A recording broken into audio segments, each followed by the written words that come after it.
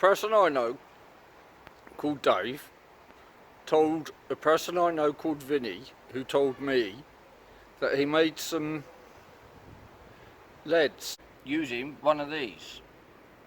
So I walked around the not so beauty spots in Portsmouth and collected that lot. I found with a bit of brasso they shied up lovely. The rest isn't exactly rocket science. You need to clamp them down somewhere and then cut the end off. And I found if you cut them just here, by the time you've filled them up, it's just about 4 ounces.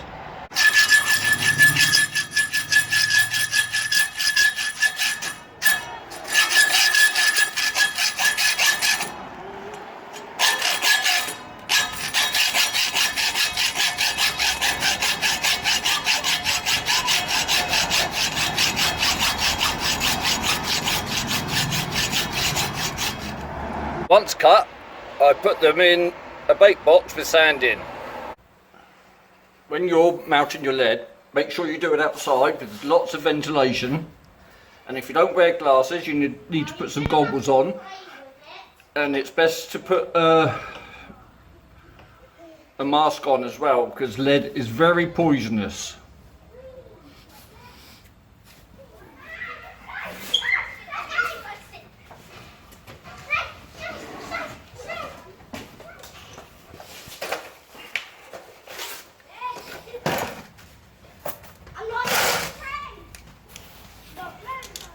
I'm going to use some garden galvanizing wire to make the loops. All I simply do is take a bit out, fold it, start bending it, twist it on itself, cut, and that's all I use. So if I cut 5 of those, I don't know if I've got enough lead in there to do all 5. If I haven't, I'll just add some more. So I found over the years it's best to mount the lead and pour the lead with something with a pouring lip in it.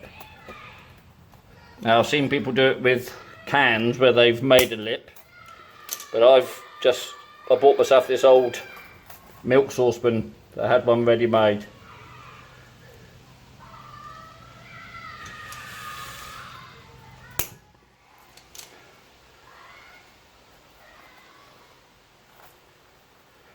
And that's 5 made. And at the moment it doesn't matter what size the loops are, because I can sort that out once the leads are made.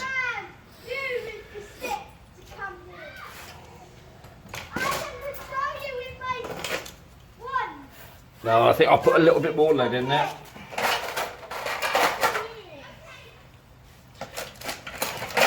So I'm going to need the clips and a bit of lead flashing.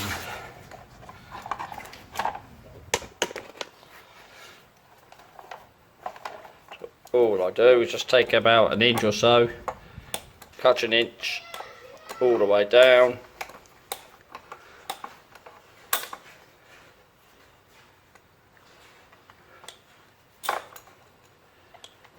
cut it into rough squares and just add them in.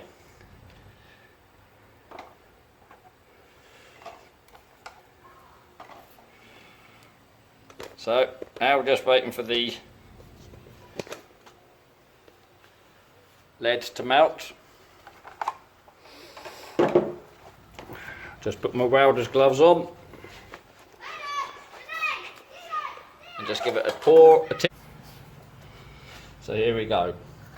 Hold the lead, hold the grip in, bring the lead over, gently but steadily pour, fill up the mould, and it doesn't matter if it spills out. And there we go. Hold it for a few seconds.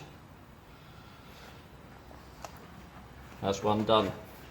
This little bit of spill here, look, goes straight back in the pot.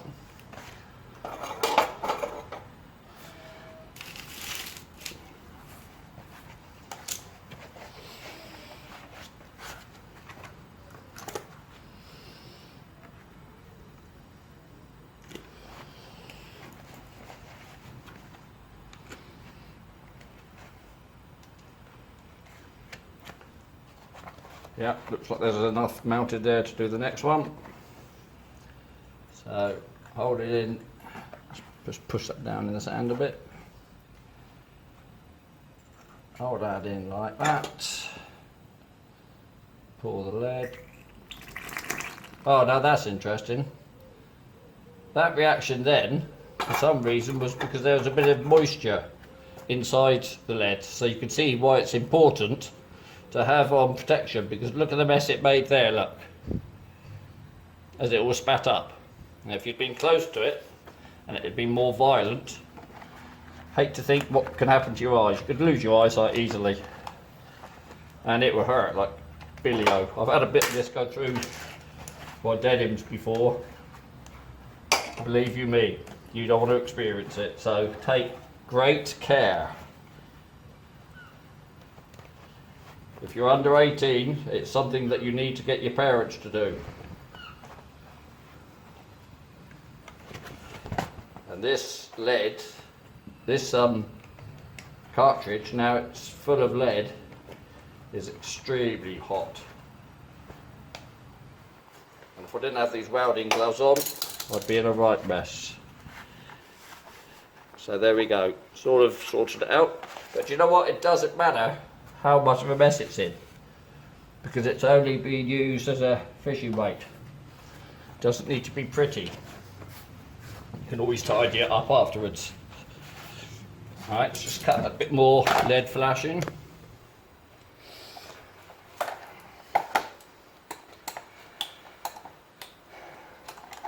This has been the biggest problem I have found making lead, is the availability of spare lead. So you need to get friendly with a builder or a roofer who doesn't mind not weighing in his old lead now and again to give you some. And then there's the cost also of the gas cartridges you've got to bear in mind. Don't do this in the house, because the fumes from the lead are poisonous and can give pretty nasty headaches. Go on, ask me how I know. Just don't do it. It's not worth the risk. But, and I haven't said this the whole reason I'm doing this is because I tried it before I went out mackerelling, and I found that these weights absolutely fly for mackerelling, and they don't half retrieve better than what I had before, because I was only using pyramid weights before and they weren't retrieving very well, because obviously that's just a square coming back through the water, whereas these, a much smaller surface area to come back through the water, but to go out, lovely and aerodynamic.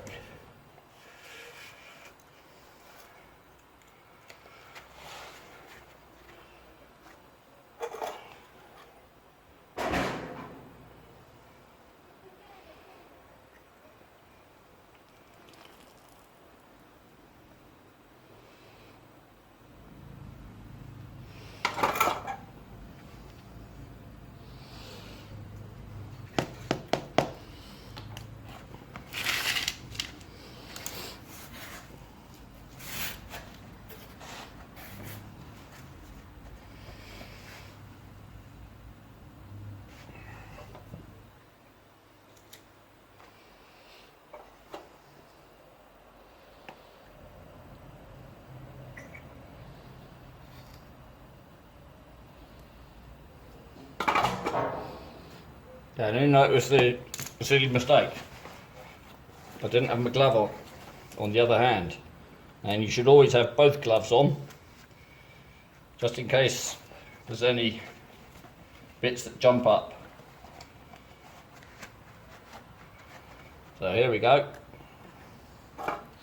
Number 5.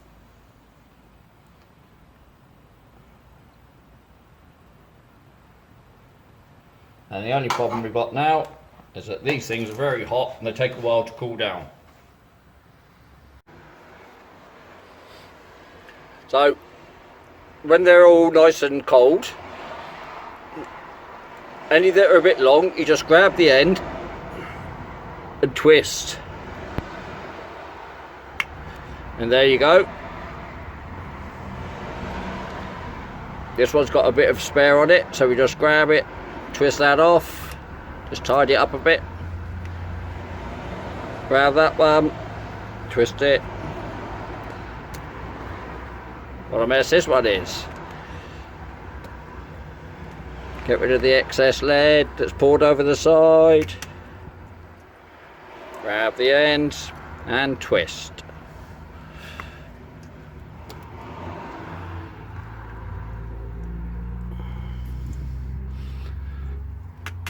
Oh, you can of course use them like this. Just like having them a little bit smaller, me.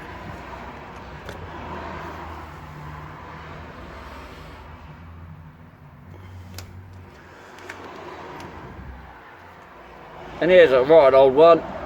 Chuck it away. Nope. Reuse it. 5 good leads all ready to go.